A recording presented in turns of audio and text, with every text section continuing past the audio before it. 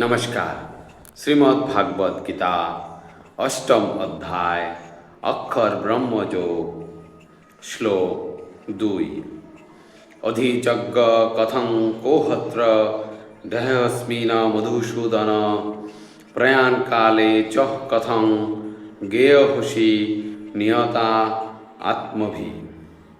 अधिजज्ञ अर्थात যজ্ঞের অধিষ্ঠাতা, কথম অর্থাৎ কিভাবে, ক অর্থাৎ কে, অত্র অর্থাৎ এখানে, দেহে অর্থাৎ শরীরে, অস্মিন অর্থাৎ এই, মধুসূদন অর্থাৎ হে মধুসূদন, প্রয়াণকালে অর্থাৎ মৃত্যুর সময়, চ অর্থাৎ এবং, কথম অর্থাৎ কিভাবে, জ্ঞেয় অর্থাৎ জ্ঞাত, অসি অর্থাৎ হও, নিয়তা আত্মভি অর্থাৎ আত্মসংযমের দ্বারা।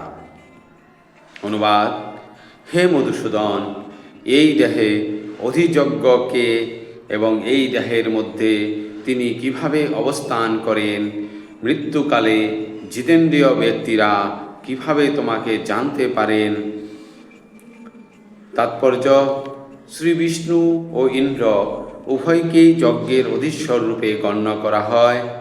শ্রী বিষ্ণু সমস্ত মুখ্য দেবতাদের, এমনকি ব্রহ্মা ও শিবেরও অধীশ্বর, এবং ইন্দ্র প্রকৃতির পরিচালনা কার্যে প্রশাসক দেবদেবীদের মধ্যে প্রধান দেবতা। যজ্ঞ অনুষ্ঠানের মাধ্যমে শ্রী বিষ্ণু ও ইন্দ্র উভয়ই উপাসনা করা হয়। কিন্তু এখানে অর্জুন জিজ্ঞাসা করেছেন যে যজ্ঞের প্রকৃত অধীশ্বরকে এবং কিভাবে তিনি জীবের দেহে অবস্থান করেন।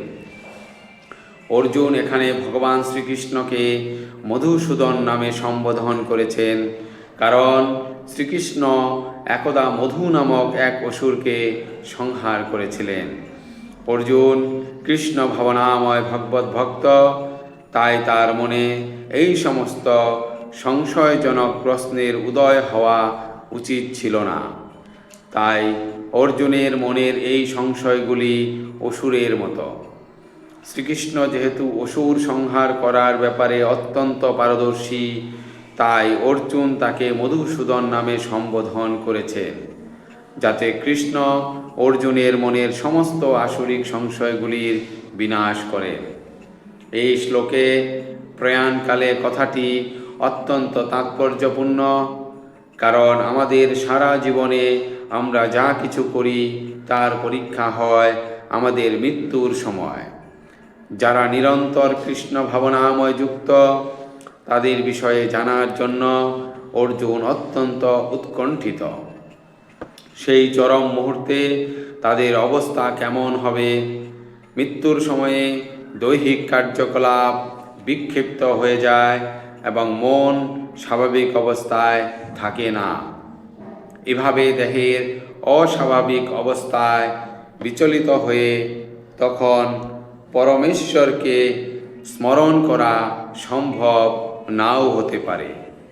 একজন মহাভাগবত মহারাজ কুলশেখর ভগবানের কাছে প্রার্থনা করেছেন, হে কৃষ্ণ, আমার শরীর এখনও সুস্থ এবং এখনই আমার মৃত্যু হলে ভালো হয়, যাতে আমার মনরূপী রাজহংস তোমার শ্রীচরণ কমললতায় আশ্রয় গ্রহণ করতে পারে। এখানে এই উপমার অবতরণ করা হয়েছে কারণ রাজহংস কমল রাজিতে প্রবেশ করে আনন্দিত হয়।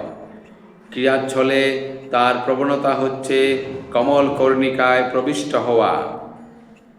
মহারাজ কুলশেখর পরমেশ্বরকে বলছেন, এখন আমার মন অবিচলিত রয়েছে আর আমি সম্পূর্ণ সুস্থ আছি। যদি আমি এখনই তোমার চরণ পদ্ম স্মরণ করতে করতে মৃত্যুবরণ করি, তাহলে আমি নিশ্চিত যে তোমার প্রতি আমার প্রেম ভক্তি সার্থকতা লাভ করবে। কিন্তু যদি আমার স্বাভাবিক মৃত্যুর জন্য আমাকে অপেক্ষা করতে হয়, তাহলে কি যে ঘটবে তা আমি জানি না, কারণ সেই সময়ে আমার দৈহিক কার্যকলাপ বিঘ্নিত হবে, আমার কণ্ঠ রুদ্ধ হয়ে যাবে এবং আমি জানি না তখন আমি তোমার নাম জপ করতে পারবো কি না। তাই এই মুহূর্তেই আমার মৃত্যু হলে ভালো হয়। অর্জুনের প্রশ্ন হচ্ছে, এমন একটি সময়ে কিভাবে মনকে শ্রীকৃষ্ণের চরণ কমলে একাগ্র রাখা যায়? ধন্যবাদ।